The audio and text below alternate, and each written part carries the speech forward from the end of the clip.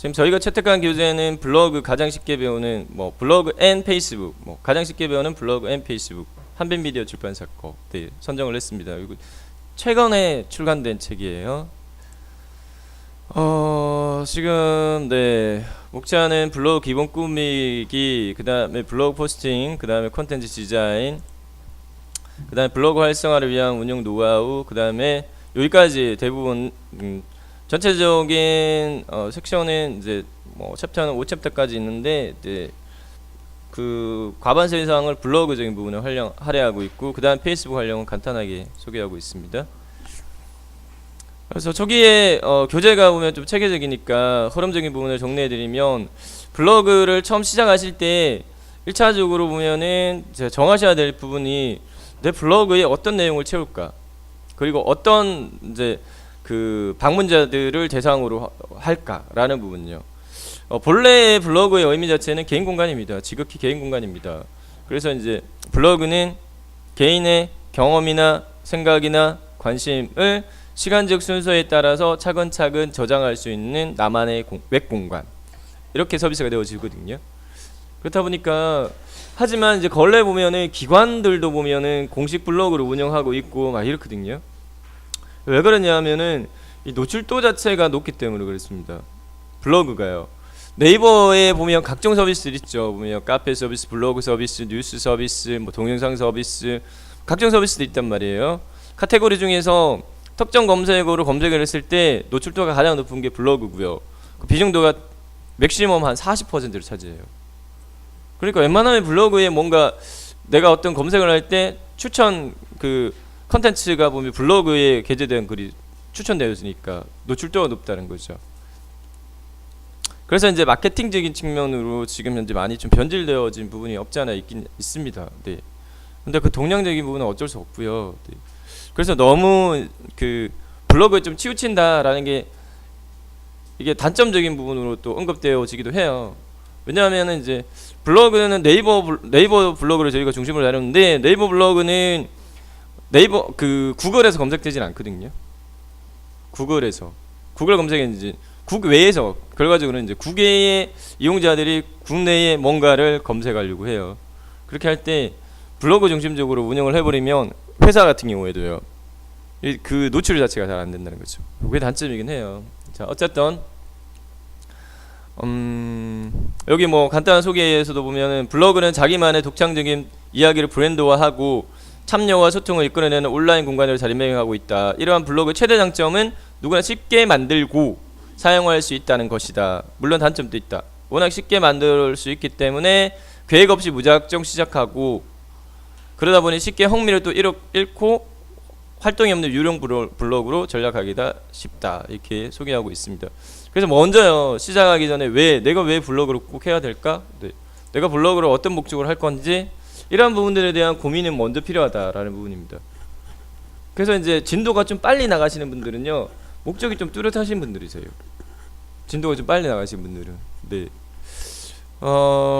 그래서 이제 보면은 잘 운영되어지고 있는 블로그들을 이제 벤치마킹하는 게 좀 중요하다라는 측면에서 보면은 우수 블로그 방문하기로 지난 시간에 소개해드렸던 이제 네이버 내의 우수 블로그는 파워블로그라고 해서, 그죠? 네이버의 카테고리 중에 보면 고정 카테고리의 블로그 영역, 여기 영역 내에 들어가 보면은 상단에 보면 파워블로그라고 해가지고요. 네, 카테고리별로요, 연단위별로 저희 과정명이 파워블로그 만들기 이렇게 되어져 있습니다. 네, 연단위별로 카테고리별로, 그러니까 카테고리라는 게 보면 영화, 뭐 책, 요리, 국내 여행, IT, 여기 보면 주제 이런 것들 있죠. 주제를 쭉 보면 뭐 크게 대분류는 엔터테인먼트, 예술, 뭐 생활 노하우, 쇼핑, 취미, 여가, 여행, 지식, 동향 이렇게 돼 있고, 다시 세부 이제 여기 카테고리들이 있어요. 이 카테고리별로 우수 블로그들을 이제 뭐 3명에서 뭐 많게는 5명 뭐 이렇게 선정을 합니다. 그래서 보면은 연단위별로 지정되어지는 파워블로그 수가 많지는 않아요. 네. 자, 그래서 파워블로그에 클릭에 들어가셔가지고 여기 보면은 카테고리별로 파워블로그 선정되어져 있는 분들, 내가 관심도를 가지는 카테고리 하나 정하셔가지고 주제를 하나 정한다는 거죠. 주제를 하나 정하셔가지고 그 다음에 잘 운영되어지고 있는 파블로그는 어떻게 해야 파블로가 되는지라는 부분을 역으로 이제 저희가 배워볼 수 있거든요. 그래서 이 사람들이 또 여기 블로그에 게재되어지는 글 자체를 내가 또 받아보기로 할 수도 있고요. 뭐 뒷단은 소개해드리겠지만, 뭐 예를 들어서 뭐 전체 보기 뭐 이렇게 돼 있네요. 맛있는 여행 사진 뭐 예를 들어서요, 맛집 카테고리 뭐 여기 전체 보기 내에 보니까 9개 떠 있는데, 예를 들어서 그냥 눈에 제가 들어오는 게 엔트의 맛있는 여행 뭐 사진 이렇게 돼 있는데, 제가 이렇게 클릭에 들어갔어요. 클릭에 들어가면은 여기에 해당 이제 이 블로그 내에 보면은 전체적인 어떤 이제 디자인적인 부분요 이렇게 참조해 볼 수 있겠고요. 상단에 상단 영역 자체를 좀 어둡게 이렇게 잡았네요. 전체 외곽 자체를 다 어둡게 이렇게 잡았네요. 이렇게 잡았고, 내용적인 부분 자체는 이렇게 해놨고, 상단의 타이틀 이미지 이렇게 잡아놨고, 그 다음에 이제 요게 이제 상위 이제 메뉴적인 부분입니다. 상위 메뉴적인 상단 메뉴요. 상단 메뉴를 뭐 블로그, 사진 촬영법, 포토 에세이, 뭐 여행 맛집 이렇게 잡아놨고요. 그 다음 이게 프로필 사진. 그 다음에 요 사람의 닉네임은 에인트. 요게 닉네임이고요. 그 다음에 요게 이제 뭐 해당 블로그를 방문하는 사람한테 이 블로그를 소개하고 소개글 설명입니다. 뭐 DSLR 뷰파인더로 바라보는 세상, 뭐 세상은 꼭 아름답지만 않다, 하지만 아름답게 표현하고 싶다, 이렇게 돼 있고요. 이렇게 연단임이 2010년부터 연속적으로 지금 계속 파블로그 지정되어 있네요. 보니까 여기 옆에 보면 이웃 관계성이, 블로그의 관계성은 두 가지 관계성이 있습니다. 이웃 관계성이 있고 서류 이웃 관계성이 있습니다. 그래서 내가 추가한 이웃이 있고 나를 추가한 이웃이 있고, 이 사람이 직접적으로 이 사람이 관심을 가져서 요 사람의 글은 내가 받아보고 싶어 라고 해서 이웃으로 추가한 사람은 여기는 보니까 없어요. 보니까 공개된 이웃이 없습니다. 이렇게 돼 있네요. 공개된 이웃이 없다. 근데 이 사람이 쓴 글을 받아보는 사람, 나를, 이 사람을 추가한 이웃은 지금 29,134명 이렇게 돼 있습니다. 그래서 이 사람이 새로운 글을 쓰게 되면 이 29,134명한테 쫙 퍼지는 거죠. 그렇기 때문에 블로그 내에서의 영향도는 이 글을 받아보는 사람 수가 몇 명이냐, 이 사람을 이웃으로 추가하는 수가 몇 명이냐, 이렇게 따질 수 있겠습니다. 참고적으로요, 요구로요, 여러분들이 이제 블로그를 시작하시고 내용을 이렇게 조금씩 채우신 상태에서 이제 내 글을 받아보는 사람, 뭐 서로 간에 이렇게 글들을 서로 이렇게 공유하기를 원하는 사람들의 관계성을 맺어 나갈 때 하나의 팁을 말씀드리면은, 백지 상태에서 이제 뭐 나를 이웃을 추가해 주세요, 이거 지금 힘들거든요. 그러면은 1차적으로는 주제를 하나 잡았잖아요. 예를 들어서 이게 뭐 이분 같은 경우에는 아까 보니까 맛집이었는데, 맛집과 관련된 카테고리에 파블로그로 지정돼 있잖아요. 그러면 내가 주제를 맛집 탐방 쪽으로 잡았다. 그러면 그 주제의 파블로그에 방문해서 여기에 이 사람을 이웃으로 추가한 사람들이 이렇게 공개돼 있거든요. 이 사람들을 다시 타고 들어가 볼 수 있어요. 타고 들어가서, 왜냐하면 이 사람을 이웃으로 추가한 사람은 관심이 이 주제에 관심을 가진 사람이니까 내 주제하고도 부합되거든요. 그러면 내가 새로 쓰는 글 자체가 그 사람이 또 관심을 가질 수 있는 글이 될 수도 있으니까, 그래서 여기 찾아 들어가서 이 사람한테 이제 이웃 관계가 있고 서류 이웃 관계가 있어요. 나중에 이제 말씀드리겠지만, 1차적으로 이웃은 동의 절차 없이 그냥 이웃이 돼요. 이웃이 되지만 이제 내 글을 그 사람이 받아볼 수는 없거든요. 이웃 관계를 맺게 되면 내가 이웃 추가한 사람의 글을 내가 받아보는 거죠. 그래서 내가 쓴 글 자체가 이 사람한테 전달되기를 원한다라고 하면 서류 이웃 관계를 맺으셔야 돼요. 근데 서류 이웃 관계는 폐쇄적인 관계거든요. 그러니까 동의 절차를 거쳐야 돼요. 내가 그 사람한테 서류 이웃 요청을 하게 되고 그 사람이 서류 이웃을 오케이라고 컨펌해줘야 이웃 관계가 맺어지거든요. 그러려면은 내가 뭔가 채워져 있어야겠죠. 빈 상태에서, 텅 비어 있는 상태에서 서류 이웃 요청해봤자 그 사람이 내 거 그냥 단순히 볼 거면은 서류 이웃 하지 말고 그냥 이웃 하세요, 이런 개념이거든요. 그렇기 때문에 서류 이웃을 요청을 이렇게 들어가실 때는 내용을 조금 채우신 다음에 이렇게 하시는 게 좋고요. 또 팁도 있어요. 나중에 제가 또 팁을 좀 설명드릴게요. 컨펌을 좀 이렇게 수락률을 좀 높일 수 있는 서류 이웃 추가하는 방법, 그런 부분들을 제가 안내해 드리겠습니다. 개념만 우선 정리해 드렸어요. 벤치마킹하는 방법을 말씀드리는 부분입니다. 네. 그래서 이 부분 같은 경우에는 지금 보니까 주제 자체가 DSLR 뭐 이렇게 사진 찍는 것과 관련되어진 부분이다 보니까 여기 나와 있는 부분들도 보면은 나중에 저희가 이제 다루겠지만 요번 같은 경우에는 사진 중심적으로 지금 이제 카테고리 그 종류 자체가 두 가지예요. 글 중심적인 부분과 사진 중심적인 부분이 있어요. 이분 같은 경우는 사진 중심적으로 해놨어요. 지금 초기에 접속되어진 페이지가 프롤로그 페이지로 접속되어 있어요. 블로그 여러분들은 나중에 접속해 보시면은 블로그가 초기 접속으로 잡혀 있을 거예요. 네, 블로그로 초기 접속을 하게 되면 가장 최근에 쓴 글이 먼저 뜨는 거예요. 근데 프롤로그로 하게 되면 이거 서문이란 말이잖아요. 서론. 책 같은 경우도 보면 프롤로그라고 해서 이 책은 어떤 내용을 포함하고 있고요, 뭐 어떤 것을 다루고 있어요, 이렇게 일목요연하게 설명하는 그런 이제 기능입니다. 그래서 이 블로그에는 주로 어떤 글이 이제 올라오는지를 한 페이지 내에 이렇게 쫙 이렇게 한눈에 이렇게 볼 수 있게끔 이렇게 구성할 수 있어서요. 근데 이 프롤로그도 마찬가지. 게재한 글이 없는데 프롤로그를 설정해봤자 별로 이득될 게 없어요. 그렇기 때문에 내용을 좀 채우고 난 다음에 그 다음에 이제 한눈에 보여질 거리가 좀 있을 때, 아니면 뭐 몇 개 되지도 않는데 괜히 프롤로그 하면 부작용이 일어납니다. 이거 볼 거 없네? 이렇게 되거든요. 그렇기 때문에 한 페이지를 구성할 수 있는 어떤 내용 자체가 좀 채워졌을 때 프롤로그 설정하시는 게 좋을 것 같아요. 과정 내에 다 다루고 있습니다. 사진 중심적으로 이렇게 돼 있어요. 그래서 보면은 이분 같은 경우도 보면은 사진을 딱 올릴 때 여기 포맷이 어느 정도 딱 정해져 있어요. 사진 밑에 뭐 제목 이렇게. 요거는 지금 사진을 편집한 거거든요. 사진을 이렇게 딱 보면은 네, 통일되어진 포맷을 자기만의 어떤 포맷을 만든 거죠. 위에 사진, 그다음에 밑에 검은색 배경에 제목을 흰색으로 이렇게 잡게끔 이렇게 하는 거예요. 그래서 저희가 나중에 요 사진요, 이렇게 대표 이미지라는 표현을 씁니다. 대표 이미지 만들기도 저희가 다 다룰 거예요. 그래서 블로그는 해당 글에 최소한 한 개의 이미지는 포함을 시키는 게 좋으세요. 그래야지 그게 이제 대표 이미지로 지정할 수가 있거든요. 그래서 나중에 이제 검색을 해보시면 알 거예요. 대표 이미지가 있는 것과 없는 것과 차이가 좀 나거든요. 네. 그래서 요번 같은 경우에는 이렇게 이제 사진 밑에 이렇게 만들었네요. 네, 이렇게 돼 있고요. 그 다음에 네, 여행이라는 카테고리를 네, 뽑아놨네요.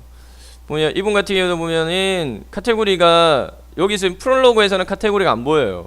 카테고리라는 부분 자체는 이제 여기 블로그를 딱 눌러보면요, 블로그로 접속을 했을 때 보면 여기 이런 식으로 이게 카테고리입니다. 카테고리 뭐 전체 보기, 지금 글수가 전체 공개된 글수가 2060개 게재를 한 거고요. 그 다음에 이제 요게 이제 대분류별 카테고리요, 목록요 이렇게 설정을 해놨네요. 보니까 뭐 사진관리상, 뭐 맛집, 그 다음에 네, 뭐 여행 이렇게 카테고리 잡았네요. 그 외에 호텔, 펜션, 기타 맛집 뭐 이렇게 쭉 잡아놨네요. 네, 이 카테고리도요, 처음에 좀 계획성 없이 시작하다 보면 이게요 계속 추가되어져요. 추가 되다 보면은 나중에 이제 이분 같은 경우에 제가 볼 때는 이제 하시다 보니까 카테고리가 계속 늘어난 거예요. 늘어나가지고 제가 볼 때는 약간 좀 줄일 필요가 좀 있을 것 같아요. 왜냐하면은 전체 레이아웃 자체가 1단으로 지금 돼 있거든요. 전체 레이아웃이 내용 자체가 1단으로 돼 있는데, 1단으로 돼 있으면은 위에 보다시피 이 카테고리가 너무 기니까 밑에 이런 식으로 이렇게 좌우에 이제 빈 여백 상태로 이렇게 밑으로 내려가야 되는 불편함이 있잖아요. 그렇다 보니까 카테고리도 계획을 좀 잡고 추가를 좀 시키는 게 좋습니다. 네. 그래서 카테고리는 2개, 대분류, 중분류까지만 할 수 있거든요. 3단까지는 안 돼요. 딱 2단까지만 있거든요. 네. 그래서 이제 이 중에서 어떤 카테고리를 처음에 프롤로그에서 보여줄 건지라는 부분은 프롤로그에서 나중에 지정할 수 있으세요. 그래서 이런 것들을 다 한번 벤치마킹 해보시고, 여기는 보니까 여행을 주 카테고리를 잡아놓은 것 같아요. 그래서 이제 처음 접속했을 때 아까 다양한 카테고리가 있었죠. 다양한 카테고리 중에 여행 카테고리에 올라온 부분 자체를 여기 이제 그 프롤로그 첫 페이지에 노출되어지게끔 이렇게 해놨습니다. 여행하고 맛집하고 2개 이렇게 잡아놨네요. 네, 여행과 맛집. 큰 주제 자체를 2개 포커스를 여기다 두는 것 같아요. 여행, 맛집 이렇게 두는 것 같아요. 기타 이제 메모라는 부분들도 있습니다. 그다음에 보니까 포스트도 운영하시네요. 네. 블로그 하시는 분들이 포스트라는 서비스도 작년 4월 달에 네이버가요. 검색 카테고리에 추가시켰어요. 검색 카테고리에. 그래서 보면 키워드별로 블로그보다도 상위에 포스트가 뜨는 키워드들이 있어요. 네. 그래서 이전에 제가 지난 시간에 한번 보여드렸던 게 대표적으로 이제 PC로 검색을 할 때 파즈 맛집 이렇게 검색하면요. 파즈 맛집을 이렇게 검색하면은 블로그보다 검색 결과가요. 포스트가 상위에 떠요. 이렇게 제가 검색을 이렇게 해보겠습니다. 그래서 어떤 키워드를 내가 주 키워드를 잡을 건지에 따라서요. 근데 어쨌든 포스트를 아예 처음부터 집중하기보다는 블로그를 하시면서 블로그 내에 담긴 주제 중에 이제 예를 들어서 파지 맛집과 관련되어진 부분만 뽑아가지고 본인의 포스트를 활성화시키시면 돼요. 그래서 보세요. 이거는 이제 뭐 파워링크나 이런 것들은 광고라고 말씀드렸고요. 돈 많이 내면 상위에 띄워져요. 내 클릭당 얼마 낼게. 뭐 요 사람이 기존에 제일 상위에 올라간 사람이 클릭당 300원 낼게 이렇게 설정했다면 내가 클릭당 310원 낼게. 그럼 내게 제일 상위에 올라가요. 네. 경쟁으로 돼 있거든요. 여기까지고. 요 포스트 이렇게 돼 있죠. 파지맛집은 블로그보다도 포스트가 위에 올라가 있어요. 사이트, 지식 IN, 이미지 뭐 이렇게 돼 있죠. 네, 웹문서 이렇게 돼 있죠. 지금 파지맛집은 블로그가 없어요 지금. 그래서 키워드별로 틀려요.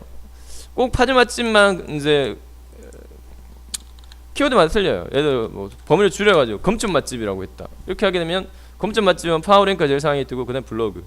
일반적으로 맛집 키워드는 블로그가 제일 상위에 뜨거든요. 네, 뭐 나중에 저희가 다룰 내용입니다. 포스트라는 부분도 여기 이제 이분 같은 경우에는 네, 따로 운영을 하고 있는 형태이고요. 본인이 작성해서 블로그에 올린 것들 중에 뽑아가지고 보세요. 이 사람의 블로그에 아까 올라간 글수가 뭐 2060개 됐잖아요. 그 중에서 지금 현재 여기에는 631개만 있거든요. 그래서 블로그에 올린 글 중에 이걸 다시 포스트에다가 담아가지고 발행할 수 있습니다. 네, 이렇게 돼 있고요. 그 다음에 뭐 방문제, 1단의 별, 네, 이렇게 그래프 이렇게 돼 있고, 네, 이렇게 돼 있습니다. 그래서 이렇게 벤치마킹을 1차적으로 이제 해볼 수 있으신데, 뭘 설명드리다가 이렇게 됐냐면 우수 블로그 방문하기라는 부분을 자주 보셔가지고 방향성을 조금 잡으시면 내가 1차적으로는 따라하기는 쉽거든요. 따라하기는. 그래서 따라하시게 되면 진도가 좀 빠르세요. 진도가. 그래서 제가 이제 사례적인 측면을 몇 가지를 계속 언급해 드리면서 네, 그렇게 진도 나가도록 할 겁니다. 그래서 블로그 벤치마킹이 중요하다. 네, 우수 블로그 잘 살펴봤느냐. 네, 오랫동안 잘 운영하고 있는 블로그들인데 뭐 여러분들이 관심을 가지는 분야의 블로그를 보면서 영감을 얻거나 의욕을 다질 수 있다. 네, 이렇게 소개하고 있습니다. 그래서 보면은 저희가 이제 당장 저희가 설정해야 될 부분 자체가 블로그 기본 정보. 지난 시간에 제가 방법을 안내드렸지만 방법만 안내드린 거고 실제적으로는 여러분들이 여러분 거는 꾸미셔야 되거든요. 정하셔야 되거든요. 자, 블로그 운영자 아이디로부터 블로그 제목이나 별명이나 카테고리 종류와 개수, 그 다음에 블로그의 전체 디자인적인 부분에 대한 색상, 그 다음에 어떤 내용들이 포함되어져 있는지 컨텐츠들, 그 다음에 요더 디자인요, 레이아웃, 뭐 포스팅 내용, 방문 현황, 스크랩 현황, 댓글 수 등을 꼼꼼하게 파악한다. 네. 방금 제가 빠르게 짚어드렸던 내용들이 여기 다 포함되어 있어요. 그런 내용들입니다. 자, 이렇게 되어 있고요. 네, 뭐 여러분들이 운영할 블로그에 접목을 하는 게 좋다. 블로그를 시작한 후에 최소 3에서 6개월 정도는 꾸준하게 운영을 해야 된다. 이렇게 되어 있는데 단기에 나는 결정을 보고 싶다. 그러면 2개월 내에 파워블로그 만들기 뭐 이런 이제 주제의 어떤 글들도 많이 올라오거든요. 그래서 여러분들이 지난 시간에 안내드렸던 것처럼 블로그를 전혀 하지 않으신 상태에서 처음에 시작했다라고 하게 되면은 활동지 실수에 크게 영향 요소 없이 본인이 쓴 글 자체가 블로그 상위 노출 글쓰기 기법이 있어요. 그 공공연하게 이야기되어지는 그 기법이 있는데 거기에 맞춰가지고 글 쓰시면 기존에 이제 운영하시는 분들보다도 오히려 여러분 글이 더 상위에 떠요. 네, 한 단기 한 2개월 정도. 근데 그 기간이 경과되면은 이제 활동도 지수를 따져가지고 확연하게 차이가 나요. 그대로 유지가 되느냐 아니면 뚝 떨어지느냐. 뭐 1, 2페이지에 노출되어진 게 뭐 7, 8페이지로 확 뒤에 떨어져가지고 한 3페이지 초과하면 잘 안 보거든요, 사람들이. 페이지별로 이제 PC 같은 경우에는 이제 검색 결과를 이렇게 하셨을 때 블로그 영역, 이제 블로그 영역 내에 보면은 검색되어지는 글수 자체가요. 여기 보시면은 15개. 하나, 둘, 셋, 넷. 10개예요. PC는 10개. 10개 단위별이고요. 그다음에 그 스마트폰은 15개 단위별로 노출을 시키거든요. 근데 보통 페이지별로요. 페이지별로. 근데 한 3페이지 이상 잘 안 넘어가요. 그러니까 여기 내에서 찾았다 그러면 이제 뭐 1페이지, 그다음에 2페이지, 그다음 뭐 3페이지. 여기 범위 내를 초과했다 그러면 잘 노출이 안 된다는 거죠. 다른 사람들한테. 네. 자, 그 말씀을 드리도록 하겠고요. 뭐 블로그 관련 용어가 뭐 17페이지 있는데 참고하시면 될 것 같고, 블로그, 블로깅, 포스트, 포스팅, 뭐 포스트라는 게 글 쓰는 부분을 이야기합니다. 블로그에 작성된 글 하나하나를 포스트라는 용어를 씁니다. 포스팅한다 그러면 글 쓰고 있다 이 말이고요. 뭐 엮인 글 트래핑, 뭐 현재 작성 중인 포스트하고 연관되어진 글, 뭐 엮인 글을 추가해서 해당 포스트로 바로 갈 수 있는 링크를 표시한다. 블로그 체험단 같은 경우에 보면은 이제 그 해당 뭐 업체 뭐 방문한 거를 모아가지고 이제 그 어리한 사람들이 바로 볼 수 있게끔 그렇게 할 때 엮인 글 기능을 활용하는 편입니다. 태그라는 부분인데 꼬리표인데요. 요 태그 기능도 중요도 많이 높아졌어요. 블로그에서도요. 참고적으로요. 지금 현재 그 SNS 동향 자체가요. SNS 동향은 네, 관계 중심적인 부분에서요. 관계 중심적인 부분에서 주제 중심적으로 바뀌었습니다. 이 주제적인 부분 자체는 글을 쓸 때 보면 샵 뭐뭐 이게 태그거든요. 태그, 해시태그, 전문용어로는 해시태그, 네, 샵 키워드, 뭐 샵 키워드 이렇게. 그래서 보면은 기존에는 이제 누가 쓴 글이라는 게 중요했지만 지금은 누가 쓴 글이 중요한 게 아니라 어떤 주제의 글 이렇게요. 동향이 바뀌었어요. 그래서 이제 이 그 블로그에서도 기존의 태그 기능은 내가 쓴 글들 중에 같은 태그가 달린 것들을 모아보는 기능으로 범위가 내가 쓴 글 범위 내로 이제 제한적이었는데 현재는요 내 글뿐만 아니라 다른 사람이 쓴 글인데도 같은 그 키워드 태그가 달린 거는 같이 보여져요. 그렇기 때문에 이제 그걸로도 노출시킬 수 있거든요. 그래서 태그를 꼭 달아주시는 게 좋으세요. 그 다음에 뭐 이러한 내용들이 있습니다. 자, 그래서 저희가 지난 시간 실습했던 부분으로서 이제 끊어가지고 블로그 다시 본인 블로그 설정적인 부분으로 넘어가도록 할게요.